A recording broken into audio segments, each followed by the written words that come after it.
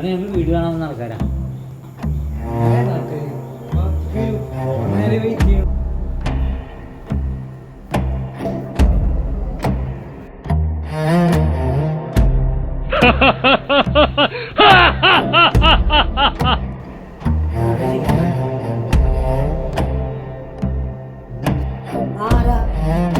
ഞങ്ങൾ വീട് കാണാവുന്ന ആൾക്കാരാ. എന്റെ വീടാ, നിങ്ങള് വേഗം പോയിക്കോ.